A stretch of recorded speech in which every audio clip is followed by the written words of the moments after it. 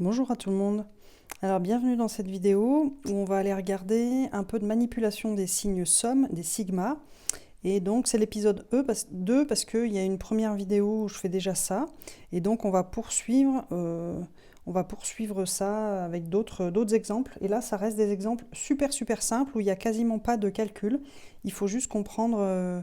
c'est juste pour aider à comprendre qu'est-ce que c'est que le signe somme en fait. C'est pas des exos de calcul, c'est vraiment des exos juste de compréhension du signe somme et de s'habituer un peu, d'intégrer le, le signe somme et puis surtout d'en avoir un peu moins peur, quoi, que ce soit un peu plus familier. Donc voilà la somme que je vous propose cette fois. Donc on avait vu des trucs démarrant de 0 à quelque chose avec un 1, avec une constante. Et là je vous propose de mettre M, où M est le truc final. Là. On va voir qu'est-ce que ça fait.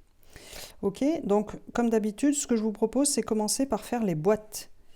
Hein, je vous rappelle, ce truc-là, le signe somme, c'est un conteneur. Ça vous dit qu'on est en train d'ajouter un certain nombre de choses. Et donc, je vous propose de représenter ça par des boîtes qu'on va ajouter et d'écrire un certain nombre de boîtes au début et puis au moins 2 boîtes à la fin. Et puis ensuite, on va numéroter les boîtes. Sur votre brouillon, n'hésitez pas à en faire beaucoup des boîtes parce que parfois, plus on en fait, plus ça permet. Il y a un moment où on comprend. Et parfois, c'est à la 14e qu'on comprend. Et donc, si vous en avez besoin de 14 et pas juste 3 et que vous en avez besoin de beaucoup plus, voilà, faites-le en fait. Et puis, si vous avez besoin de vous représenter les choses, testez, prenez m égale 17 et faites-le. Ou si 17 ça vous semble trop, vous mettez m égale 7. Et puis faites-le pour regarder exactement qu'est-ce que ça veut dire si vous êtes perdu à cause des variables. Ok ? Donc là, une fois que j'ai créé les boîtes, pour l'instant il ne s'est rien passé, je vais les numéroter. Et donc pour la numérotation, je vous rappelle, c'est ce qu'on appelle l'indice. Donc ici, l'indice, c'est la variable i qui est là, c'est le truc qui est avant le égal, là. C'est l'indice qui va nous dire combien de boîtes on met et qui va nous indiquer comment on les étiquette. Ça, c'est un label, si vous voulez. Un indice, c'est une étiquette. Donc, du coup, l'étiquette ici, la première boîte, c'est i égale 0. Et on va aller jusqu'à m de 1 en 1. Donc, la deuxième boîte, c'est i égale 1. La troisième boîte, c'est i égale 2, etc. La dernière boîte, c'est i égale m. Et donc, la boîte juste avant, c'est i égale m moins 1. Donc, pour faire ça, j'ai juste lu ce truc-là. Somme i égale 0 à n, à m, c'est juste ce machin-là. Ça, c'est, si vous voulez, toutes ces boîtes-là, c'est l'interprétation juste de ce truc-là, là. Et ben, c'est toutes ces boîtes vides-là. C'est tout ça. Ok, c'est à ça que sert le signe. Donc, vraiment, j'invite à voir ce truc-là. J'ai perdu mon stylo. À voir ce truc-là comme vraiment comme juste un raccourci pour éviter d'avoir à s'embêter à écrire tout ça en fait. Donc vraiment, je vous invite à déplier vos sommes dès que vous avez des sommes.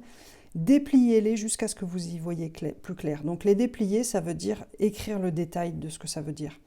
Ok, c'est en faisant lentement et en dépliant tout que vous allez finir par comprendre.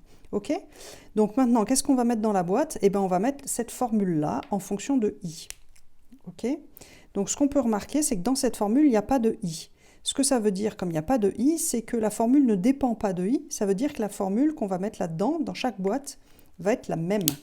C'est ce qu'on a vu quand il y avait 1 et qu'il y avait c. Ici, qu'est-ce qu'on met dans la boîte? On met m dans la première boîte, parce que c'est ça que ça nous demande d'ajouter. M dans la deuxième, M dans la troisième, et M dans toutes les boîtes. Ok? Donc là, je suis juste en train de faire M multiplié par le nombre de boîtes. Et comme la dernière fois, ici, l'indice 0, c'était la première boîte. L'indice 1, c'est la deuxième boîte. L'indice 3, c'est la troisième boîte. L'indice 2, c'est la troisième boîte. L'indice 3, ça sera la quatrième.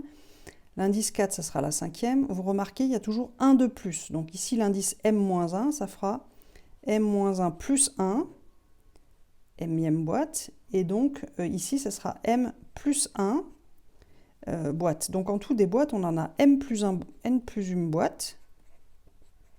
Et donc le résultat ici, ça sera la valeur dans chaque boîte fois le nombre de boîtes. Ok, on n'oublie jamais les parenthèses. Et donc là, vous pouvez soit laisser comme ça, m plus 1, Soit si vous êtes des fanats du développement, vous mettez m carré plus m si vous voulez.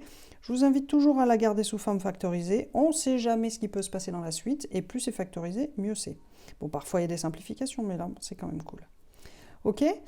Et donc, comme tout à l'heure, je vous donne aussi un exemple de S3 tilde. Tout à l'heure, je veux dire la vidéo précédente. Si jamais on avait mis la même chose, mais sauf que cette fois, on avait mis du i aussi, donc m plus i par exemple, une formule où il y a du i dedans, qu'est-ce que ça aurait changé sur nos boîtes?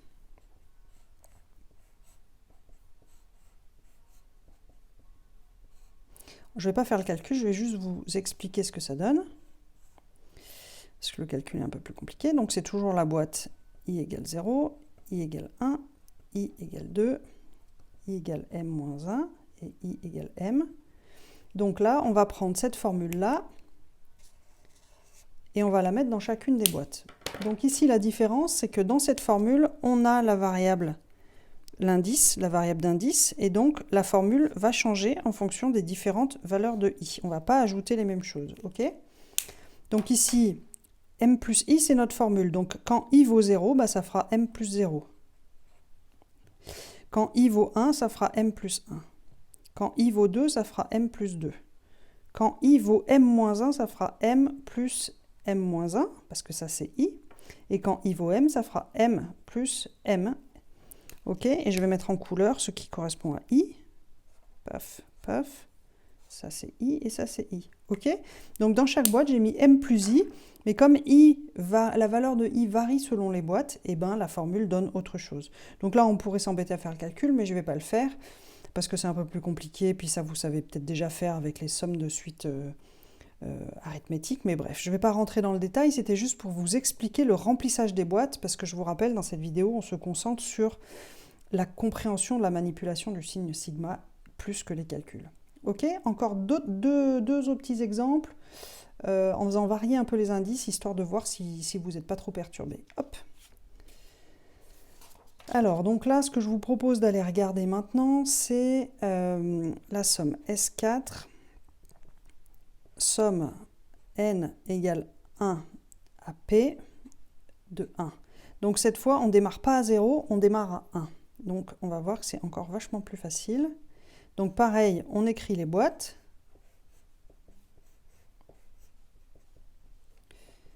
L'avant-dernière, la dernière. Et puis je vais les numéroter selon l'indice. Donc ici, c'est n égale 1, c'est la première. N égale 2, c'est la deuxième. N égale 3, c'est la troisième. N égale P moins 1, c'est l'avant-dernière. Et N égale P, c'est la dernière. Donc ici, dans chaque boîte, ici, la formule ne dépend pas de n. Donc je vais mettre 1 dans toutes les boîtes. Parce que c'est 1 et je dois ajouter 1. Ben voilà, j'ajoute 1. Et donc, ce que ça change par rapport à tout à l'heure, c'est qu'ici, au lieu d'être c'est toujours la première boîte, mais au lieu d'avoir l'indice 0, il a l'indice 1 cette fois. Donc du coup, ça veut dire que le numéro de la boîte correspond bien à son étiquette. La deuxième boîte porte l'étiquette n égale 2, la troisième boîte porte l'étiquette n égale 3. Donc ici, cette boîte-là porte l'étiquette, c'est la P-1e boîte, associée à l'étiquette P-1, et ici, c'est la P-ième boîte. Ok, donc par rapport à la vidéo précédente, ici on a autant de boîtes que l'indice final parce qu'on commençait à 1. Et quand on commençait à 0, on avait une de plus. Donc ici le résultat c'est 1 fois le nombre de boîtes. Et le nombre de boîtes, on a dit qu'il y en avait P. Donc on trouve P. Ça va pour ça? Encore un autre exemple, pareil, du même genre. S5 égale somme, toujours pour vous perturber un petit peu, J égale 2 à K-1 de C. Donc pareil, je vais écrire la première boîte, la deuxième boîte, la troisième. Parce que là, la difficulté, c'est de compter les boîtes. Hein. C'est ça qu'on est en train de regarder là, pour si vous n'aviez pas encore percuté ça. Donc ici, dans chaque boîte, je vais mettre C aussi. Donc il n'y a pas de difficulté de calcul en soi. La difficulté, c'est bien de ne pas se tromper dans le nombre de boîtes. C'est ça. Ça va être C fois le nombre de boîtes, le résultat. Et donc, ce qui va compter, c'est bien compter les boîtes. Donc là, je vais les numéroter. Mon indice, c'est toujours J. Enfin, c'est J cette fois. C'est toujours ce truc qui est là. Il va aller de 2 jusqu'à K-1. Ça veut dire que la première boîte s'appelle J égale 2. et la dernière s'appelle J égale K-1. Du coup, la boîte suivante, c'est J égale 3, la boîte d'après, c'est J égale 4, 5, 6, 7, blablabla, et l'avant-dernière, comme la dernière c'est K-1, l'avant-dernière c'est 1 de moins que K-1, et donc c'est K-2. Ok, maintenant qu'on a déjà bien numéroté les boîtes, c'est déjà cool, félicitez-vous. L'étape suivante, c'est de les compter. Donc, on fait comme tout à l'heure. Ça, c'est la première. Ça, c'est la deuxième. Ça, c'est la troisième. Et ici, on fait une petite pause et on s'arrête et on essaie de regarder comment le nombre de boîtes est lié à l'étiquette. Ok, donc là, on voit que la première, c'est 1 de moins que l'étiquette. Ici, la deuxième, c'est 1 de moins que le numéro de l'étiquette. Ici, c'est aussi 1 de moins que l'étiquette. Ça veut dire que ici aussi, ça sera 1 de moins que l'étiquette. Donc, K-2 moins unième. Et donc, ça, c'est K moins troisième. Et ici, ça fera aussi 1 de moins que l'étiquette. Donc, K-2. K moins deuxième boîte. Ok, donc là, ce qu'on est en train de voir, c'est que quand on écrit l'indice comme ça, de 2 jusqu'à K-1, on a K-2 boîtes en tout. Donc ici, le résultat, ça sera C fois le nombre de boîtes K-2. Ok, donc c'est pour ça que je vous invite toujours, je vais vous le refaire là, je vous invite toujours vraiment à déplier vos sommes.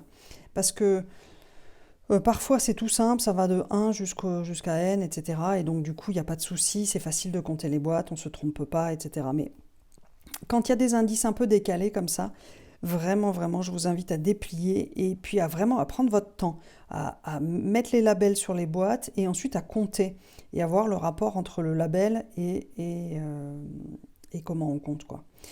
Ok, donc voilà, dépliez vos boîtes, détaillez, détaillez, détaillez et n'ayez pas peur de perdre un peu de temps parce que vous en gagnerez par la suite.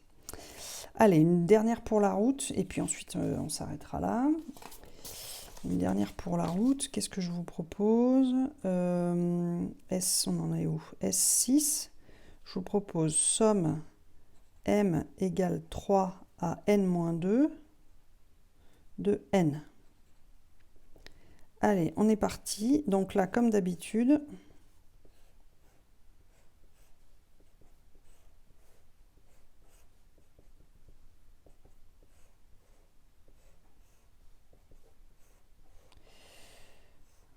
on est parti. Donc, on va numéroter nos boîtes. On va labelliser nos boîtes plutôt. Labelliser, c'est pas pareil que compter, hein. On les labellise en fonction de l'indice. L'indice commence à 3 et finit à n-2. Donc l'avant-dernière, ça sera n-2-1, donc n-3. Ok, et donc maintenant, qu'est-ce qu'on met dans les boîtes? Ben, ça ne dépend pas de m, puisqu'on a mis n. Donc dans les boîtes, ça sera quelque chose de constant selon. Et la formule ne varie pas selon m, ça fait n tout du long. Donc comme d'habitude, c'est n fois le résultat, ça sera n fois le nombre de boîtes.